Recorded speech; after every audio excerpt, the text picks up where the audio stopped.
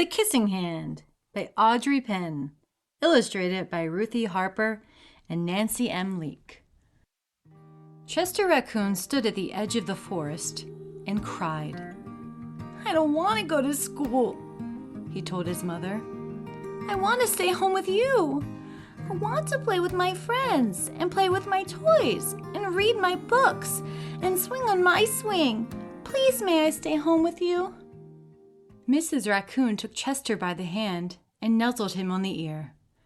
"Sometimes we all have to do things we don't want to do," she told him gently. "Even if they seem strange and scary at first, but you will love school once you start. You'll make new friends and play with new toys, read new books, and swing on new swings. Besides," she added, "I know a wonderful secret that will make your nights at school seem as warm and cozy as your days at home." Chester wiped away his tears and looked interested. "A secret? What kind of secret?"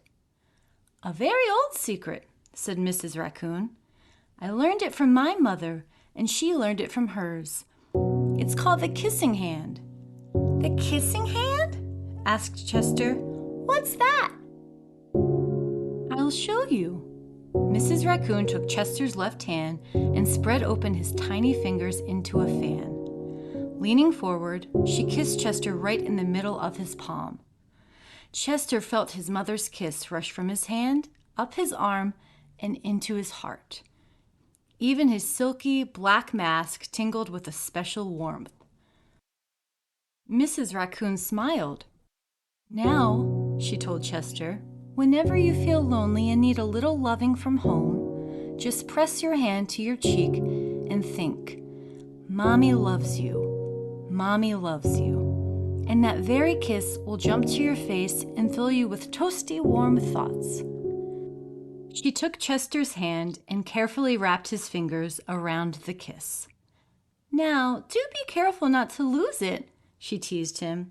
"But don't worry, when you open your hand and wash your food, I promise the kiss will stick."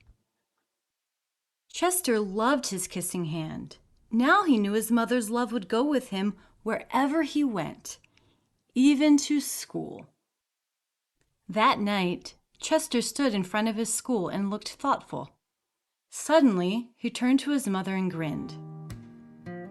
"Give me your hand," he told her. Chester took his mother's hand in his own and unfolded her large, familiar fingers into a fan.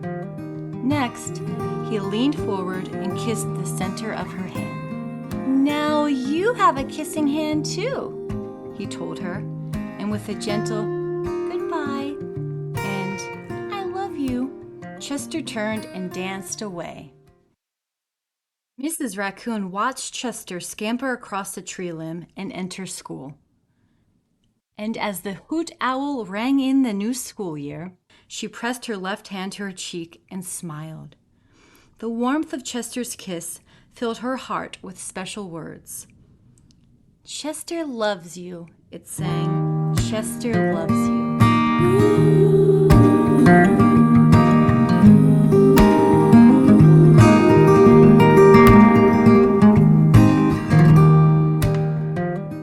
Like, share, and subscribe!